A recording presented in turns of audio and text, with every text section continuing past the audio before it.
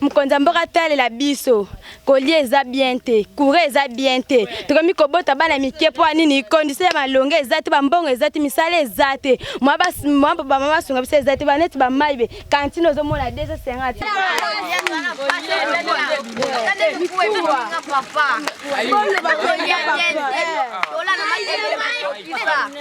mai ya régie des eaux ekota te courant pe ya SNEL ekota te. On a vraiment des difficultés à makasi aux angokoto.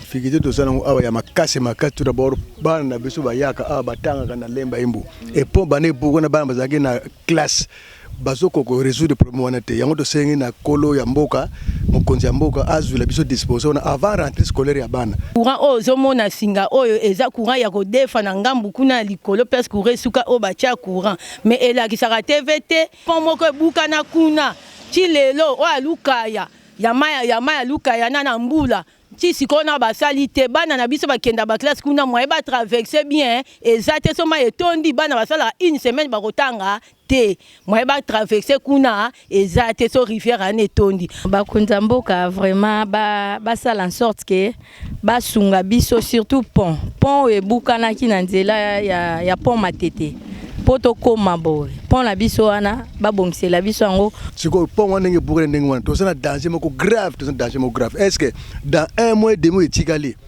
pont wana ekosile pona bana biso batanga musala nange se afo courant za la mena za satisfait par rapport à courant na futa facture na ngana sana nyongote na SNEL cabine ezate courant oyo zomona komboka singa courant ye chantier ezaka be pave vanda total kaka na mona na facture na ngai yaka na éclairage public na futa mais na mona éclairage public awate courant pendezo pesa biso passe courant tozana ngo awa courant moko eza faible ça ça kuta loko moko te ni réchaud ni congélateur ata téléphone opamba kutu banana chaki banda soki 7h na yaki tisiko kuta ta kutu 20% na ne comité.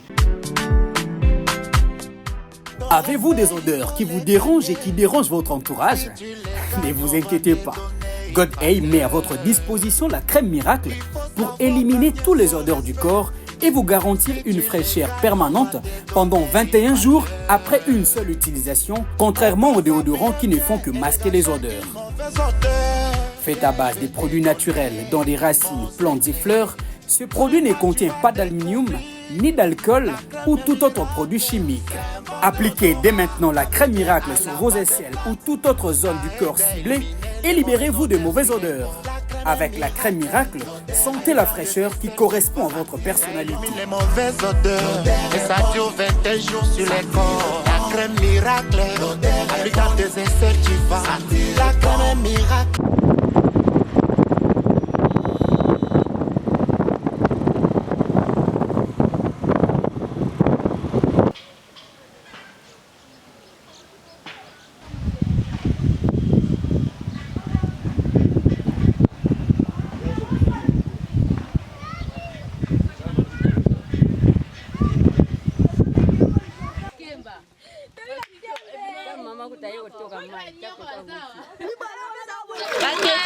Tala mai boy vraiment kantino 250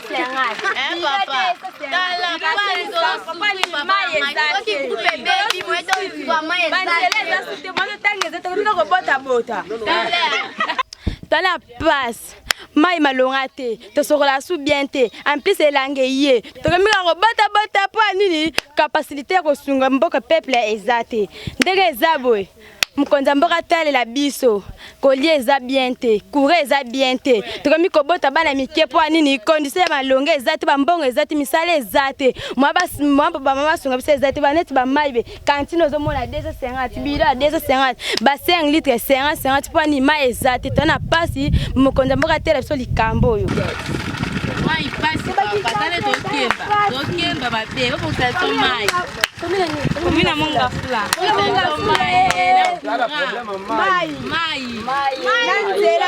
Mbote maman. Mbote yaya. Awa okoyebisa biso tozwami na commune une pe quartier nini? Toza na commune ya Mongafula. Na quartier 2000 na Lemba Imbu. Na Lemba Imbu. Biso tokitaki leo na terrain pour na oya kosola na bino ba habitants ya coin ya ville o ya Kinshasa awa koyeba ba difficulté nini o bozana ngwa koyebisa biso ba difficulté bo rencontrer na vie quotidienne na bino na quartier Lemba Imbu. Bon, awa vie eza nango très bien sauf que mai ya régie des eaux ekota te. Courant pe ya SNEL ekota te. Wana vraiment ba difficulté makasi toza en koto. Difficulté ya liboso lobi eza problème ya mai.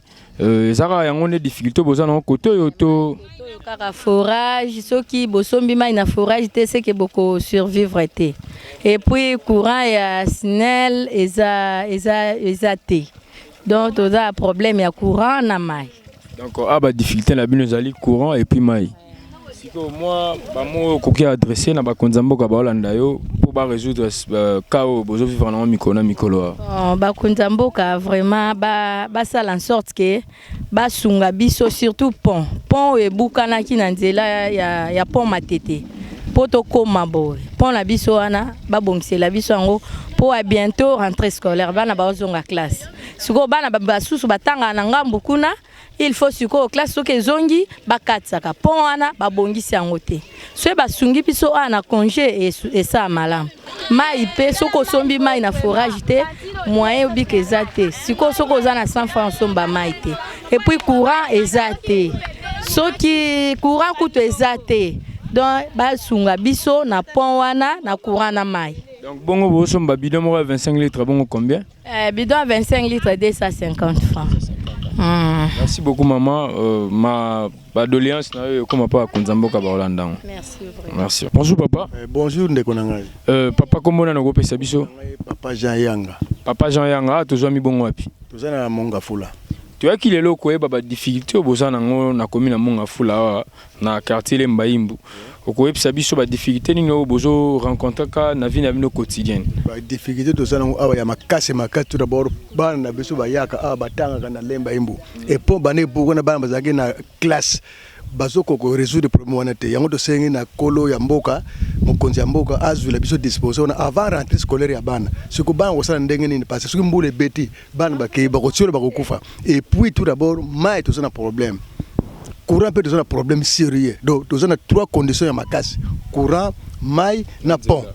Siko pont wana nge bugre ndenge wana tozana danger moko grave est-ce que dans un mois et demi etikali pont wana ko sile pona bana biso batanga parce que le gouvernement a eu de solutions, c'est que les gens qui ont bangote, il y a beaucoup de choses qui pas yemo konzamboka à disposition ya makasi pour na bisowana. Donc difficulté bozana ngo eza pour la pont pour na kokatsa et permettre à bana batanga na ngambu kuna et puis donc depuis Bukani et celle ba combien d'années? Non, depuis avril, on est beaucoup. Depuis le mois d'avril, il 2025. 2025, oui. Tina moya lelo disposition moko ezate ata kamno moka banga boya kuna te kaka mabaye batieli biso pas député pour bana batamusaka. Na okaki lobaki ya mingi bana bakatsa ngambo bakenda ngambo wana mais bazana na vacances. Exactement faut l'état profiter assez la bino yango wana mazo sala te ko yebise nini pour na moi temps muki etikali bana bana vacances. Pour na temps muki etikali yemo konza l'état azana position nyonso possible pour vivre comme même bashino basala Boutou, mais pendant un mois, assis c'est bisous toi. Merci beaucoup, papa.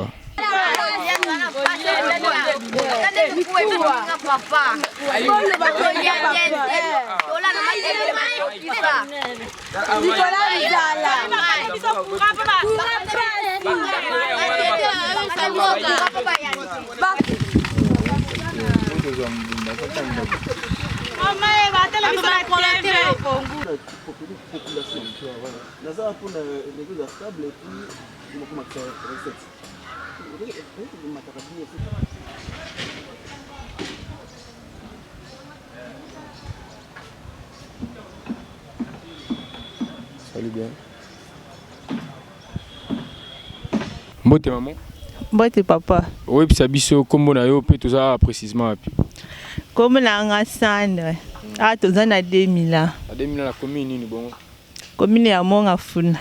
Biso lelo to kitaki terrain ko luka ko ba difficulté o bozana ngo na quartier 2000 na commune ya Mongafula. Ko bisa biso ba difficulté nini o bozana ngo na quartier 2000. Tozana difficulté bele ya liboso na ni makambo ya courant. Tozana courant bien, tozana ba câble te. Ya liboso za te prendre quoi stock 2000 mobile.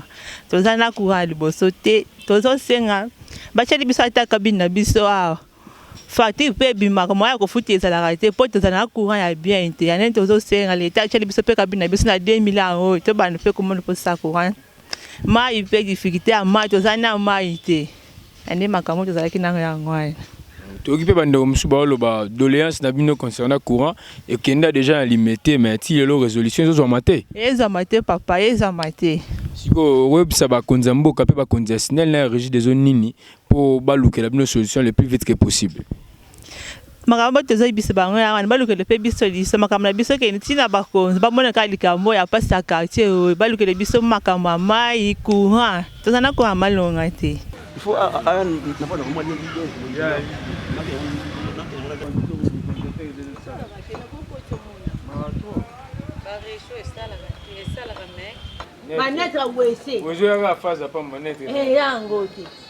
Mbote maman. Mbote papa. Ah toza pi pour web biso kombo nini? Ah toza na quartier 2000 na Njili Kilambu na commune Monga Fula.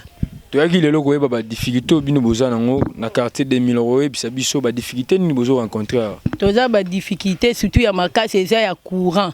Courant ozo mona singa oyo eza courant ya ko defa na ngambu kuna likolo parce que resuka o ba tia courant mais ela ki saka TVT réchaud et ça la raté okoroza mwinda so eteka pu yango mo ekufi.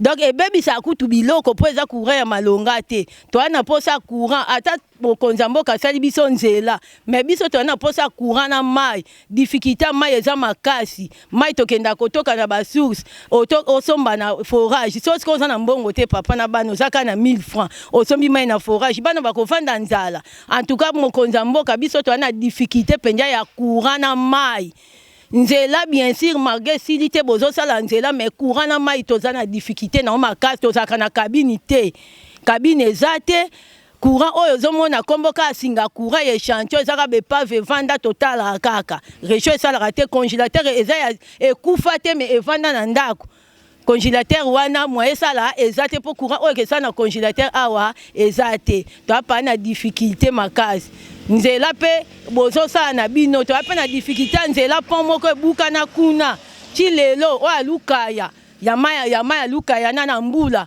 ti sikona basali te bana na biso bakenda ba classe kuna moye ba traverser bien ezate soma etondi bana basala une semaine bakotanga te moye ba traverser kuna ezate so rivière ane etondi en tout cas mon konzamboka atozo sele so nzela to ana posa courant penja malonga cabine courant o eza penya cabine mutako ko tia mwa mai na congélateur ateki na bana asungami atana eloko akolia en tout cas pa tona difficulté na makasi fo o sunga biso to mona ngo pende baninga musu to mona ba alakisa ba télévision ke biso ah papa asali biso courant acheli biso mai biso pe to na posa to mona ngo to mona na quartier Njili Kilambu to na quartier 2000 ans to mona ngo to yoka kana baninga te na télévision biso pe to mona to na posa to salela ngo pe po wana mokonzamboka en tout cas to ko pesa lokumu avancer liboso mais to zala souci pe to zala na babiloko wana courant mai tozana posa. Ouais, toki ba bisi biso a boza déjà na plus de 2000 ndako construit awa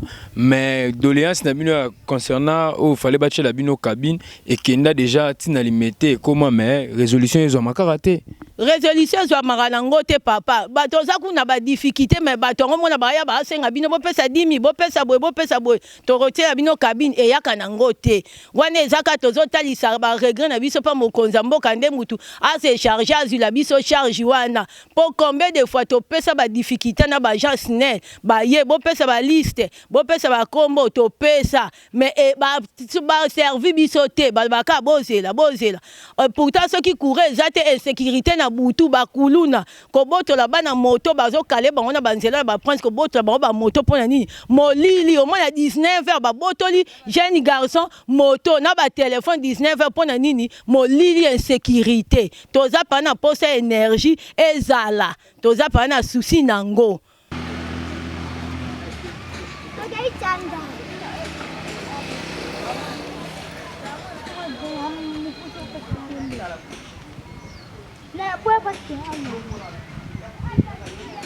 Bonjour ndeko journaliste. Ndeko ko epsa biso a toza précisément afi. Toza justement na Njili Kilambu. Njili Kilambu na commune nini wana? Na commune ya Monga Fula. Merci beaucoup ndeko. Toyaki lelo tokitaki na terrain pour na sala constat ko ba difficulté au boza nango na Njili Kilambu na commune ya Monga Fula. So ko epsa biso ba problème les habiter nango awa.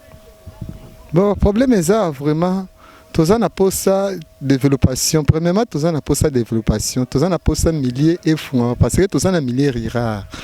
Maintenant, tous en appose ça poana. Oyo ye bukana kiwana. Na remercier d'abord Socrate. Papa wana oyo asalela kiso moyen tangu pont et bukani que tous en moyen à kolekata na escalier. Malgré cela, mais c'est vraiment difficile parce que ezaki nselo eso le kamituka mituka zo le kawana zo aider presque population. Socrate asali moi pont wana et salami wana ya escalier wana ou bato bazo le kawana, mais ce n'est pas ça parce que zo senga mituka nde eleka. Alors tozo senga aide. Biso ba jeune tozo senga aide makasi surtout na milieu tozali. Régie des eaux et na biso kaka wa pembeni ezo senga balancer biso mai tozo mela mai ya bien ti. Tozo mela mai ya ba source eza ba mai moko eza pena bien ti. Alors nzela pe eza bien ti. Courant surtout eza bientôt toza information tozo landango très bien ti. Po ba ninga bazo landa information na ba radio jusqu'à ba télévision mais biso tozo landango ti. Boye de biso vraiment makasi nde bozo landa biso bo sale la biso faveur bo bongsela biso pona malgré Socrate aya ko bongsela biso que notre ba passager matama koloba leka mais ezo senga batu ya mituka baleka po soki lelo mbule lisusu c'est que oh basala kiwana e kozala ka pasi po e kozala moyete. Alors Socrate asala ki na malamu merci na remercier on na oyo salaki mais nazo senga bino bakonza l'état bozwa soin ya biso koto eza te zamba eza ka milieu eza monga fula voilà monga fula et ko kozala te ndenge ezali boye que courant ya mabe mai ya komela eza te donc en tout cas bosala tout boya kubongisa koto yo tozo mona makambo ya malonga ezoya. Alors c'est que faut bossa la penza to mona vraiment que l'état prendre soin na biso banda na mai courant na biso tozo habiter tozala bien vraiment oyanga importance na singe na bakonza l'état penza ka nde yangwana. Mbote ndeko mbote mon frère ko pesa biso kombo na bon kombo na c'est monsieur Lema Bernard na ça abonné à Snell na ça Gister na ça atelier chef d'atelier mais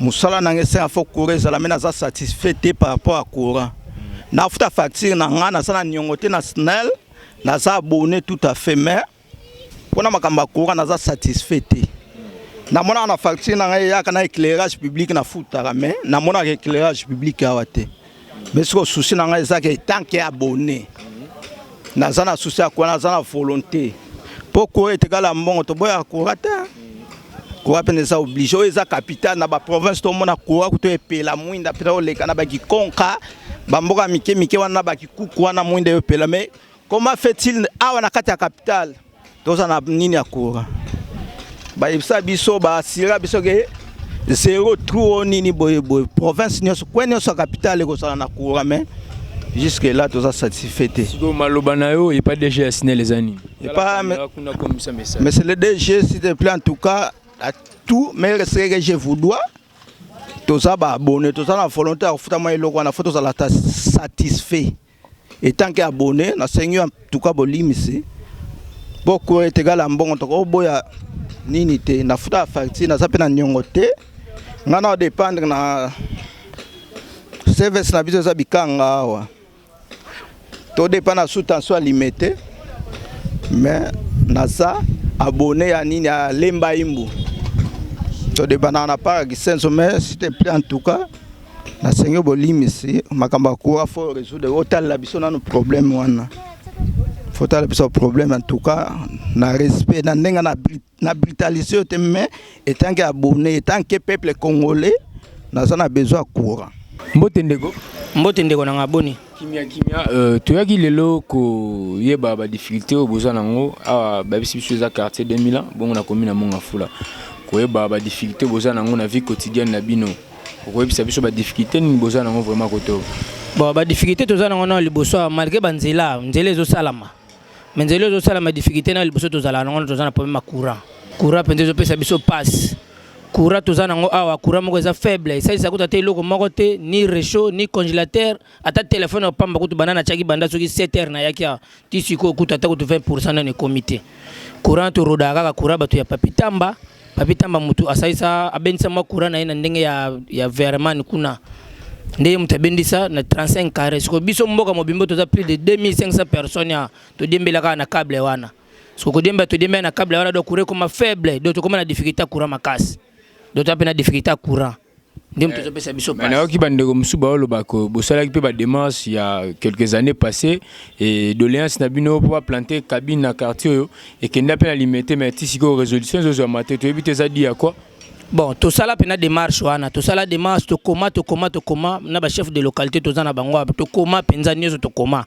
Mais siko yo to zaka suite te et loko te to yebaka te dossier ngo balalela to basala ndenge ni to yebaka te tisiko.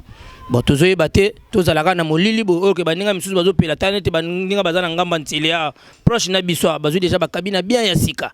Mais biso koto yo et loko te to zo yebate tisiko yo donc to sala ba démarche nyonso mais loko moko te. Malobano ya suka et pas ba conditionnel gozala nini malobana nga suka pour ba conditionnel biso toza ba abonné déjà tozo futa facture ya SNEL mais courant to futa la facture ya SNEL et yakate do wana courant te wana biso to sela eza courant te téléphone banda 7h na yaki awa o de toza soki 12h pas même que tu 20% na comité donc nde toza ba conditionnel batela biso ba luka ba sunga biso po toza ba abonné belé awa SNEL aza copalar biso pe toza ba abonné na ye aluka pe acha biso pe na ba norme mo ya bien poto banda pe ko futa poto zo futa déjà siko soto comme na courant bien to ko futa facilement ba sunga biso penza ba sunga biso pona courant poto na volonté nango to futaka eza uto mabe to futa bongo so comme ya bien to futa ngote ndengeni donde yango wana kaka ba sunga biso. Ça va, merci beaucoup Ndego.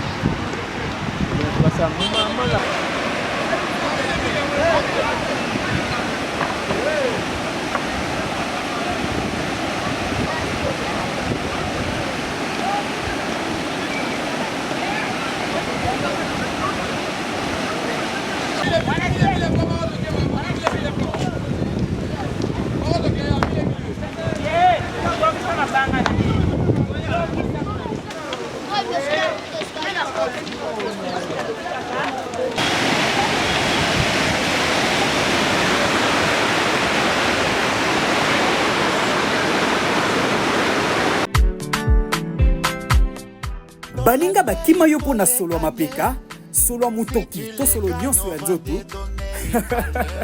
komi tungisa te po solution na yo emonani société God A ememeli bino crème miracle produit ya sika et salami na misisa banzete pe bafololo pona kopesa yo solo kitoko na nzoto tika kosalela badeodorant pona kobomba solo ya nzoto na yo pakola kaka sachet moko na mapeka to na bisika mosusu ya nzoto po okoma na ntunga kitoko pendant 21 jours elongo na crème miracle pesa ntunga oyo ekokani na yo.